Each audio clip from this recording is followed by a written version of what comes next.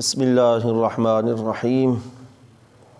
نحمدہ ونصلی ونسلم علی رسولہ الکریم اما بعد فاعوذ باللہ من الشیطان الرجیم بسم اللہ الرحمن الرحیم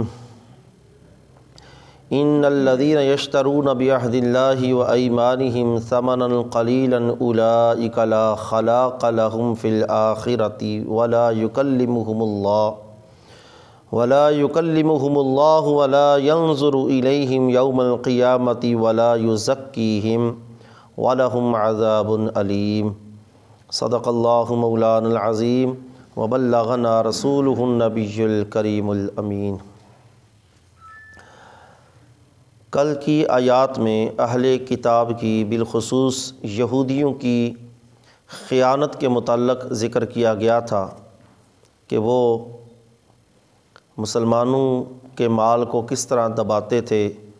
اور بالخصوص وہ اہل کتاب جو مسلمان ہو جاتے تھے اور ان کا بقیہ مال یہودیوں کے پاس ہوتا تو وہ ان کو ظلماً نہ دیتے، اس پر قبضہ جما لیتے، کہتے یہ ہمارے اوپر کوئی مواخذہ نہیں اگر ہم یہ مال واپس نہ کریں۔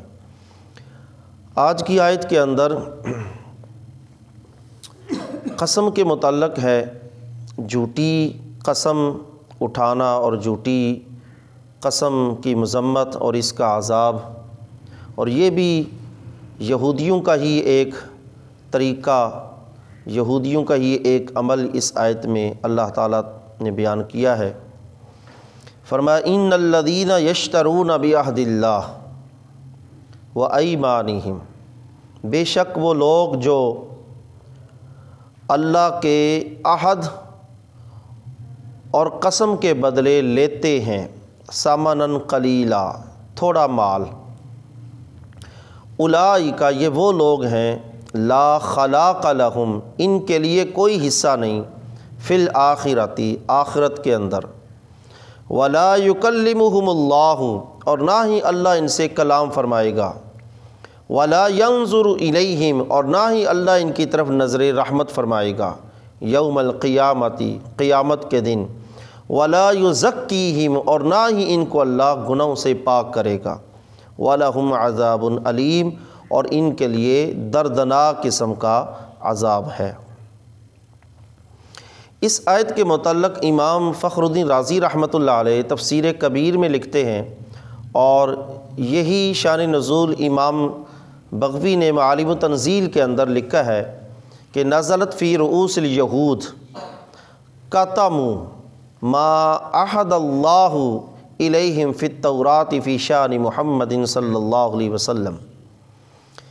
کہ یہ آیت بالخصوص یہودیوں کے رؤساء کے متعلق نازل ہوئی، جو یہودیوں کے بڑے بڑے رؤساء، ان کے مالدار یا ان کے بڑے بڑے پادری، ان کے علماء رؤساء، ان کے متعلق نازل ہوئی کہ کاتموا ما عہد اللہ الیہم فی التوراۃ، کہ اللہ تعالیٰ نے تورات کے اندر ان سے جو وعدہ لیا، یہودیوں کے رؤساء علماء، انہوں نے اللہ کے اس وعدے کو چھپا دیا، ختم، اس کو چھپایا۔ وہ وعدہ کس چیز کے متعلق تھا؟ فی شان محمد صلی اللہ علیہ وسلم، نبی پاک صلی اللہ علیہ وسلم کے متعلق، کہ حضور کی نشانیوں کا ذکر، حضور کے اوصاف کا ذکر، حضور کے شریعت کا ذکر، قرآن کا ذکر، یہ سارا اللہ رب العزت نے ان کی کتابوں کے اندر ذکر فرمایا ہے، اور ان سے وعدہ لیا کہ جب وہ نبی آئے گا، وہ رسول آئے گا جس کے اندر یہ نشانیاں ہوئیں، تو تم نے اس پر ایمان لانا ہے۔ تو اللہ تعالیٰ کے اس وعدے کو انہوں نے چھپایا، وَبَدَّلُوا بِهِ، اور اس کو تبدیل کر دیا، وَكَتَبُوا بِأَيْدِيهِمْ غَيْرَهُ، اور جو حضور کی شان کے متعلق جو آیات تھیں ان کو مٹا کر اپنی طرف سے، اپنے ہاتھوں سے انہوں نے تورات کے اندر من گڑت آیات لکھ دیں، وَحَلَفُوا، اور قسمیں اٹھائیں، أَنَّهُ مِنْ عِنْدِ اللَّهِ، کہ یہ آیتیں جو ہیں یہ اللہ کی طرف سے ہیں، یعنی حضور کی شان کے متعلق جو آیات تھی ان کو مٹایا اور ان کی جگہ اپنی طرف سے آیات لکھ کر حلفوا، انہوں نے قسمیں اٹھائیں، قسم اٹھا کر کہنے لگی انہ من عند اللہ، یہ اللہ کی طرف سے نازل ہوا ہے۔ یہ ایسا انہوں نے کیوں کیا؟ لِأَلَّا يَفُوتَهُمْ الْمَآكِلُ وَالرَّشَا مَا كَانَتْ إِلَىٰ مَنِ اتَّبَعَهُمْ، کہ تاکہ ان کے مآکل یعنی ان یہودی رؤساء، ان پادریوں کے جو نذرانے، ان کے کھانے پینے کی چیزیں، والرشا، ان کی رشوتیں، کیونکہ وہ رشوت لے کر معاملات وہ دین کے چلاتے تھے۔ تو فرمایا مفسرین نے کہ انہوں نے یہ عمل کیوں کیا کہ آیات کو تبدیل اس لیے کیا کہ اس خطرے کی بنا پر لِأَلَّا يَفُوتَهُمُ الْمَآكِلُ وَالرَّشَا، تاکہ ان کے نذرانے ختم نہ ہو جائیں یا ان کی وہ رشوت کا معاملہ ان سے ختم نہ ہو جائے کہ یہ نبی کا معاملہ اگر لوگوں کے سامنے ظاہر ہو گیا پھر تو ہماری حیثیت ختم ہو جائے گی۔ تو اس بنا پر انہوں نے اللہ تبارک و تعالیٰ کے وعدے کو بدلا۔ تو فرمایا ان الذین یشترون بعہد اللہ وایمانہم ثمنا قلیلا، کہ بے شک جو لوگ اللہ کے وعدے کے بدلے ثمنا قلیلا، تھوڑا سا مال لیتے ہیں، وہ دنیا ساری بھی ہو تو اللہ کے وعدے کے مقابلے وہ تھوڑا سا ہی ہے۔ اور حضرت عبداللہ بن مسعود رضی اللہ تعالی عنہ وہ اس آیت کے متعلق حدیث پاک نقل کرتے ہیں، فرماتے ہیں قال رسول اللہ صلی اللہ علیہ وسلم من حلف علی یمین صبر یقتطع بها مال امرئ مسلم، کہ نبی علیہ الصلوۃ والسلام نے ارشاد فرمایا جو بندہ جھوٹی قسم اٹھائے اس مقصد کے طور پر کہ وہ کسی مسلمان کا مال ہڑپ کرے گا، مال پر قبضہ پائے گا، کسی مسلمان کا مال حاصل کرنے کے لیے کوئی اگر جھوٹی قسم اٹھاتا ہے تو فرمایا لقی اللہ یوم القیامہ وہو علیہ غضبان، قیامت کے دن جب رب کے ساتھ اس کی ملاقات ہوگی تو اللہ اس سے ناراض ہوگا۔ فَأَنزَلَ اللَّهُ لِتَصْدِيقِ ذَلِكَ إِنَّ الَّذِينَ يَشْتَرُونَ بِعَهْدِ اللَّهِ۔ حضرت عبداللہ بن مسعود اس حدیث کو لوگوں کے سامنے بیان کرنے کے بعد فرماتے ہیں کہ اس حدیث کی تصدیق اللہ رب العزت نے اس آیت کے اندر نازل فرمائی کہ جو نبی علیہ الصلوۃ والسلام فرما رہے ہیں جس نے کسی کا حق قسم اٹھا کر، جھوٹی قسم اٹھا کر مال حاصل کرنے کی کوشش کی یا مال حاصل کیا، اللہ قیامت کے دن اس پر ناراض ہوگا۔ تو اس پر یہ آیت کریمہ فرمایا اللہ نے حضور کی اس حدیث پر بطور تصدیق اس آیت کو نازل کیا ہے۔ اس میں بھی اللہ تعالیٰ فرما رہے ہیں کہ اس بندے کا پھر قیامت میں کوئی حصہ نہیں، اللہ اس سے کلام نہیں کرے گا، اللہ اس کی طرف نظر رحمت نہیں کرے گا، یہ اللہ کی ناراضگی ہے قیامت کے دن۔ جب یہ حضرت عبداللہ بن مسعود نے حدیث بیان کی فدخل اشعث بن القیس رضی اللہ تعالی عنہ، حضرت اشعث بن قیس رضی اللہ تعالی عنہ اس مجلس کے اندر آئے، وقال ما یحدثکم ابو عبد الرحمن، انہوں نے پوچھا کہ لوگوں یہ ابو عبد الرحمن تمہیں کیا حدیث کون سی سنا رہے تھے؟ یہ حضرت عبداللہ بن مسعود کی کنیت ہے ابو عبد الرحمن۔ ما یحدثکم ابو عبد الرحمن، ابو عبد الرحمن تمہیں کون سی حدیث سنا رہے تھے؟ قالوا کذا و کذا، لوگوں نے کہا یہ فلاں یہ حدیث سنائی ہے، یعنی وہ حدیث انہوں نے بتائی۔ فقال فی انزلت، یہ حدیث بھی میرے متعلق ہے اور یہ آیت کریمہ جو ہے یہ میرے ساتھ ایک معاملہ ہوا، اس پر اللہ رب العزت نے اس آیت کریمہ کو نازل کیا۔ پھر حضرت اشعث بن قیس نے وہ واقعہ سنایا، فرمایا کہ کانت لی بئر فی ارض ابن عم لی، میرے ایک چچا کے بیٹے کی زمین کے اندر میرا کنواں تھا اور اس کنویں کے متعلق میرا جھگڑا ہوا، اس کے قبضے کے حوالے سے کنویں کے متعلق۔ فاتیت رسول اللہ صلی اللہ علیہ وسلم فحدثتہ، میں نبی علیہ الصلوۃ والسلام کی بارگاہ میں آیا اور حضور کی بارگاہ میں نے واقعہ عرض کہ یا رسول اللہ وہ چچا کے بیٹے کی زمین میں میرا کنواں ہے اور میرا جھگڑا چل رہا ہے اس کے متعلق، میں اس کا دعوے دار ہوں۔ فقال رسول اللہ صلی اللہ علیہ وسلم ہاتی بینتک او یمینہ، فرمایا گواہ لاؤ، کیونکہ مدعی کے ذمے گواہ ہوتے ہیں، انہوں نے دعویٰ کیا تھا کہ وہ کنواں میرا ہے، میری ملکیت ہے، تو حضور نے فرمایا ہاتی بینتک، اپنے گواہ لاؤ ورنہ اس کی قسم ہے۔ قلت، کہتے میں نے عرض کیا ازین یحلف علیہا یا رسول اللہ صلی اللہ علیہ وسلم، عرض کہ یا رسول اللہ وہ تو اس پر قسم اٹھا دے گا، اس کو کیا پرواہ، جس کے ساتھ میرا جھگڑا چل رہا ہے اس کو کیا پرواہ، وہ تو قسم اٹھا دے گا، قسم اٹھانے کی کیا بات ہے، میں تو دعویٰ کر رہا ہوں اور اس کے ذمے قسم ہے، جو منکر ہو اس کے ذمے قسم ہوتی ہے، جو مدعی ہے اس کے ذمے گواہ ہے۔ تو حضور نے فرمایا گواہ لاؤ، عرض کیا گواہ نہیں، فرمایا پھر اس کے قسم ہے، تو عرض کہ یا رسول اللہ وہ تو قسم اٹھا دے گا۔ تو حضرت اشعث بن قیس فرماتے ہیں اب حضور نے یہ حدیث پاک فرمائی، فرمایا نبی علیہ الصلوۃ والسلام نے من حلف علی یمین صبر وہو فیہا فاجر، جس بندے نے کوئی جھوٹی قسم اٹھائی اور وہ جانتا بھی ہے وہ جھوٹا ہے، وہو فاجر فیہا، اس کے اندر وہ فاجر ہے، وہ جھوٹی قسم جان بوجھ کے اٹھا رہا ہے، یقتطع بہا مال امرئ مسلم، کہ وہ جھوٹی قسم اٹھا کر مسلمان کا مال ہتھیانا چاہتا ہے، تو فرمایا لقی اللہ یوم القیامہ وہو علیہ غضبان، وہ قیامت کے دن جب رب کی بارگاہ میں آئے گا تو اللہ اس پر ناراض ہوگا۔